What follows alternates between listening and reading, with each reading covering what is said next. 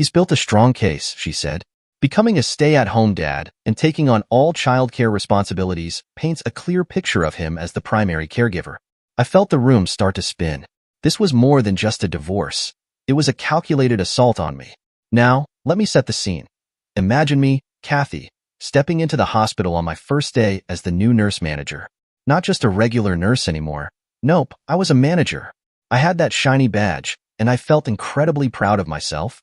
All those years of blood, sweat, and late-night study sessions had finally paid off. But let's be honest, I wasn't the only one who helped us get here. Sacrifices played a huge role in this success. He worked tirelessly to make it happen. We had been together for 8 years and married for 6, with our 2-year-old daughter, Gina, a little bundle of energy who keeps us on our toes. Ben would put in long hours, take on extra shifts, and even pick up freelance jobs to cover my tuition and keep our bills in check. There were times he came home so worn out that he'd fall asleep mid-conversation, yet he always ensured I had everything I needed. I needed to chase my dreams, and he made sure we had everything we needed. So, when I landed this job, it felt like I was finally standing tall, head held high. Sure, there was more money, but there was also more respect. I was now the nurse manager, leading an entire team, and the best part was meeting new people, which changed things for me in ways I hadn't anticipated. My new friends were fierce, unapologetic, and so different from what I was used to. They had this feminist vibe that made me rethink a lot of things I had never questioned before. During our lunch breaks, we'd chat over overpriced salads and fancy lattes. I can still remember one of them, Dana, looking me straight in the eye and asking, "Kathy, when do you get to live for you?" I laughed, but it wasn't a genuine laugh. It was more of a nervous chuckle because deep down, her question struck a chord. I've always been the supportive wife. Ben was the provider, the steady one, while I felt like I was just along for the ride. Don't get me wrong, I love him, but I realized I had been living in his shadow for far too long. Watching him with Gina, singing off-key lullabies and making her giggle, melts my heart every time. But lately, something feels off. I'm starting to wonder if I've just become too comfortable. Have I always been okay with him taking charge while I played the supportive role? Then there's this new sense of independence that I can't ignore. My friends talk about equality and standing up for yourself, and it's like a switch has flipped in my brain. Why did I never question our roles before? Why is it my responsibility to make sure he always feels secure and in control? The more I step into this new role at work, the more I feel like I'm evolving. I'm gaining confidence, making decisions, and speaking up, and it feels incredible. But with that comes a strange sense of dissatisfaction. I know it sounds harsh, but I'm beginning to feel like our marriage dynamics are outdated. My friends call it internalized patriarchy, whatever that means. But they have a point. Ben hasn't really noticed this shift in me, or maybe he has, but we haven't talked about it. We're still tag-teaming late-night feedings and trading off diaper duty, but there's an unspoken tension now. It's as if I'm carrying this secret desire for change, yet I'm unsure how to bring it up without everything blowing up in my face. Now let's check the story from Ben's side. It all came out of nowhere. One minute, Kathy was excited about her new job, buzzing with stories about her coworkers and the hospital, and the next, she dropped this bombshell on me. I was sitting at the kitchen table, half focused on feeding Gina her mashed bananas when Kathy waltzed in and said, "We need to talk." And not just any kind of talk. It was one of those conversations. In this weirdly upbeat tone, she told me she had a radical idea. Radical, she said, as if that was supposed to make me feel better. Then she laid it all out. She wanted me to quit my job and become a stay-at-home dad. Just like that. Apparently, now that she was almost making as much as I do, it made sense for me to step back and let her take the reins. I remember staring at her, thinking she had to be joking. But no, she was dead serious. As if that wasn't enough, she kept going. She wanted to make our household more woman-centric. Woman-centric? I didn't even know what that meant, but I didn't like the sound of it. Then she hit me with the kicker. She wanted us to change our family name back to her maiden name. I sat there, trying to process this mountain of new information, while she was already moving on to discussing how she should be the final authority on all family decisions. I felt blindsided, completely gutted. I mean, I've worked my butt off for this family. I've always seen my role as the provider and protector. Quitting my job to become a stay-at-home dad? Don't get me wrong, I love Gina. She's my whole world. But leaving my job, my career, the stability I've built for us, it felt like she was asking me to give up everything. I'd worked for everything I thought made me a good husband and father, and the idea that she should have the final say in everything, it was just beyond comprehension. I asked her where this was coming from, and she started talking about how her friends at work had opened her eyes. They had shown her there was a different way for us to live, a more progressive way. It felt like she was saying our marriage, the life we'd built, wasn't good enough anymore. Like I wasn't good enough. Kathy, I've given everything for this family, I told her. But she didn't even flinch. She brushed it off and kept pushing, insisting it was about evolving our roles and embracing something new. New? I didn't ask for new. Our old life worked just fine, didn't it? Or at least, I thought it did. She kept insisting this would give me a break, like she was doing me a favor, but it didn't feel like a favor at all. It felt like a slap in the face. I'd be lying if I said I didn't feel emasculated. It's not about being macho or whatever. It's about feeling like I still have a place and a purpose. Her words made me feel like I was just an accessory she could rearrange as she pleased. By the end of it, I was stunned. I couldn't even respond properly. She was so confident, so sure of herself, while I just sat there, reeling when she walked off.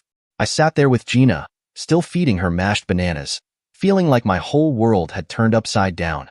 Now let's check the story from Kathy's side. Look, I get that Ben is probably reeling from the whole conversation, but hear me out. From where I'm standing, this isn't as crazy as it sounds. Yes, I dropped a lot on him at once, but sometimes change comes at you fast, you know? For the first time, I feel like I'm becoming a new me. Ever since landing the nurse manager role, I've been experiencing this rush of confidence, like I'm finally stepping into who I was meant to be. The job isn't just a paycheck, it's fulfilling. It's independence, a chance to make a real impact, and it's introduced me to friends who are so eye-opening. I can still remember that lunch break with some of the other nurse managers, Maria and Amanda, especially. We were sitting outside, eating soggy sandwiches from the hospital cafeteria when Maria brought up how she'd rearranged her family life. Her husband stayed home with the kids now, and she ran the show. Then there's Amanda, this fierce, unapologetic advocate for women's rights. She challenges everything: marriage, gender roles, power dynamics, you name it. I used to think people like that were extreme, but Amanda doesn't just talk. She makes you think. So when I came home and suggested that Ben take a step back, I wasn't trying to be cruel. I thought, finally, he'd get to rest. I've seen how tired he is coming home late from work, barely having energy for Gina or for me. And now that I'm in a position where I can support us financially, why shouldn't he take a break? Why shouldn't we rethink how we do things? I know he feels like I'm pulling the rug out from under him. I could see it in his face, the disbelief written all over it. But the way I see it, this isn't just about me. It's about our family. I thought he'd be relieved, maybe even happy, that he could focus on Gina or explore something new if he wanted to. Instead, he sat there like I just announced I was moving to the moon. Okay, yes, I'll admit that maybe the whole woman-centric household idea sounded a bit bold, but why not? Why shouldn't women get to be in charge for once? After centuries of being expected to follow, shouldn't we get to lead? I know it's a big shift, but I've realized how much I've changed in the past few months. The part about changing our family name back to mine. Maybe that was too much, too fast, but I'd be lying if I said I hadn't thought about it for a long time. It feels symbolic, like reclaiming something I didn't even realize I'd lost. It's not just a name. It's part of who I am, who I was before marriage. And if we're embracing a new future, why shouldn't it reflect both of us equally? I know Ben is feeling overwhelmed. When he said, "Kathy, I've given everything for this family," there was a raw, wounded edge in his voice that hit me deep. I wanted to tell him I see it. I do. I know he sacrificed so much. Late nights, skipped weekends, everything. But I've sacrificed too. We both have. I'm just trying to make sure the next chapter of our lives isn't about exhaustion and compromise. It should be about equality and balance. But of course, he couldn't see it that way. He just kept looking at me like I'd turned into a stranger. We argued, going in circles. He asked why I was pushing so hard for this, why I was so eager to change things that had worked just fine. Worked just fine? Maybe for him, sure. I told him I needed this for me, for us. He finally said to give him a few months to make arrangements at work, like he was defeated. It wasn't the reaction I hoped for, but at least it was something, a step. Now let's check the story from Ben's side. Ever since that conversation, my mind had been racing. The world I thought I knew was unraveling, and I had to act fast. She tossed around the idea of me becoming a stay-at-home dad, and at first, I felt blindsided. But then it hit me. Maybe this wasn't just a wild suggestion. Maybe I could turn this into my advantage. So, I began crafting a plan. My first step was to really consider his idea of taking on the stay-at-home role. Sure, it seemed like a drastic shift, but if I played my cards right, it could be the perfect way to position myself for the divorce I knew was coming.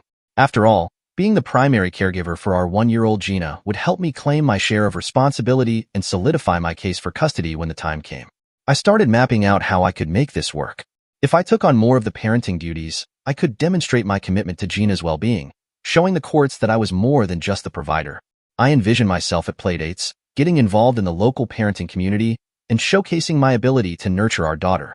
I could be the dad who baked cookies for her school events and organized playgroups. It was a risky strategy, but it was also empowering. I realized I had to redefine my role in this family, not just for my own sake, but for Gina's future as well. If Kathy wanted to flip the script, then I'd have to be the one to ensure that I wasn't left behind. I needed to take some time off from work, and I realized I could approach my boss and propose a sabbatical. It felt a bit risky, but I knew I had to commit to this new role wholeheartedly if I wanted it to pay off. Just a little break to focus on family.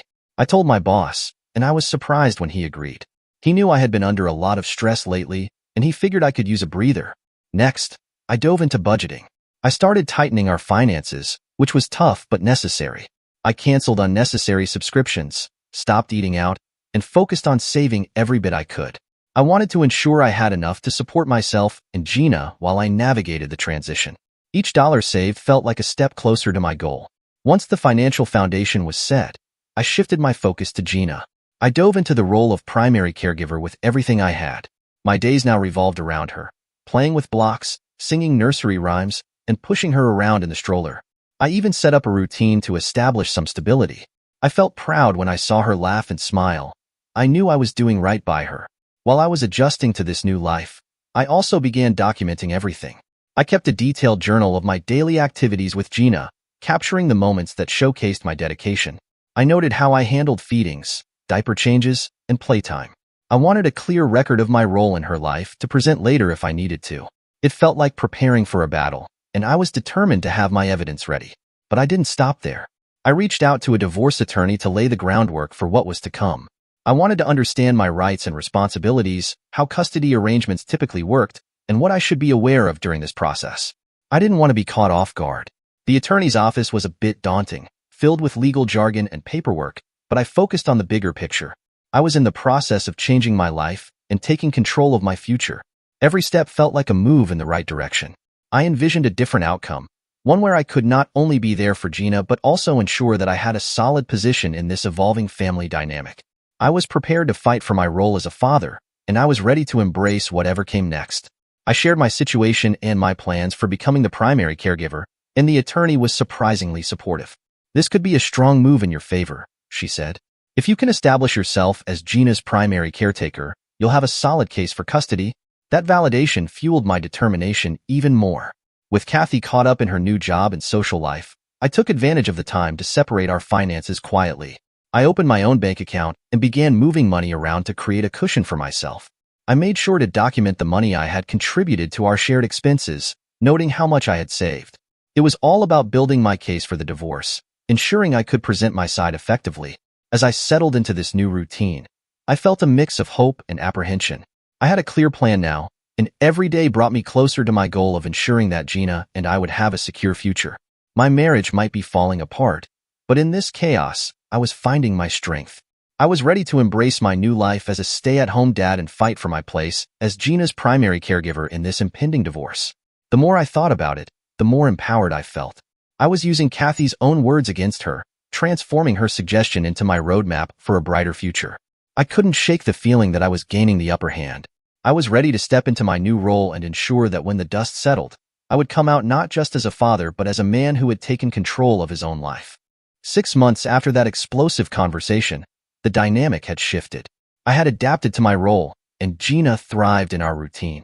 I became the person who knew her best, her likes, her quirks, and the little things that made her laugh. I could feel the bond we were forming, and it solidified my resolve. Kathy, on the other hand, continued to immerse herself in her job, but I sensed a change in her demeanor. The confidence she had once exuded seemed to waver as the months went by. While I was building my case, she was often distracted, struggling to balance her responsibilities as a new manager with her role as a mother. Every time I thought about the upcoming discussions regarding custody, I felt a mixture of excitement and nervousness. I knew that our relationship would never be the same, but I was ready to advocate for myself and for Gina. I was determined to not just survive this transition but to thrive, and I believed that my new role as a caregiver would prove to be my greatest asset in the fight for our future. Now let's check the story from Kathy's side. I thought things had finally started to stabilize. Sure, the distance between Ben and me had grown, but I told myself it was temporary, that we'd eventually work through our issues. But then one morning, everything came crashing down. "I'm filing for divorce," Ben announced, his voice calm, controlled, almost rehearsed. I had just finished pouring my coffee, and the mug trembled in my hand. "What?" I blinked at him, waiting for the punchline. Some hint that this was just another fight we could resolve. "You're joking, right? After everything we've been through?" His face stayed stone cold. "I'm not joking. This isn't working anymore, and it's time to move on." I felt my stomach drop.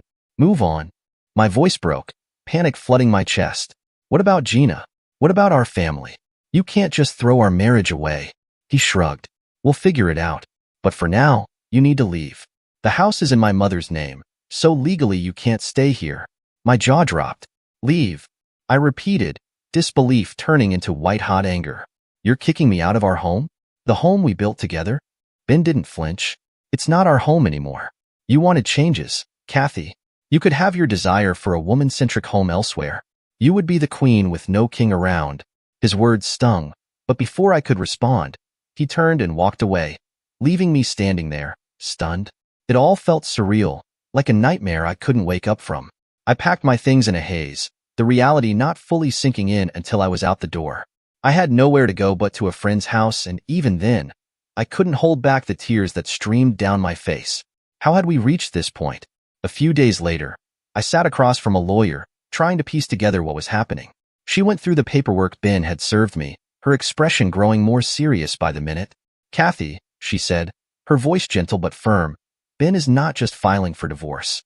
He's seeking alimony, child support, and reimbursement for all the financial support he provided during your education. He's also pursuing sole custody of Gina, arguing that he's been her primary caregiver these past few months." I stared at her, my heart pounding in my ears. "What?" I whispered, the words barely escaping my mouth. "He can't do that." The lawyer looked at me sympathetically. "He's built a strong case," she said. "Becoming a stay-at-home dad and taking on all the childcare responsibilities paints a picture of him as the primary caregiver." I felt the room spin. This wasn't just a divorce, it was a calculated attack. Ben had taken my own suggestions, the changes I believed were empowering, and turned them into weapons against me. Fury and fear surged within me as I grasped the gravity of the battle ahead. This was no simple breakup. It was war, and I was already on the losing side. Now let's check the story from Ben's side. 6 months of meticulous planning, careful groundwork, and unwavering resolve had finally come to fruition when Kathy was officially served with the divorce papers. I could see the shock and disbelief wash over her face, a moment I had envisioned countless times, and nothing could compare to the satisfaction of watching her confront the reality of my decision. The process server handed her the documents, and for a brief moment, time stood still. I had anticipated a range of emotions from her, but the combination of confusion and fury that erupted was almost surreal. It felt like the culmination of all the hard work I had invested, and every ounce of effort felt justified. A few days later, Kathy stood on the front porch, desperation etched across her features while Gina napped peacefully in her crib, the soft sounds of her breathing filling the silence of the house. I watched Kathy from the doorway, fully aware of what she wanted. "Ben, please," she begged, her voice trembling as she tried to plead her case. "We have to talk about this." I remained calm but resolute, allowing the moment to linger.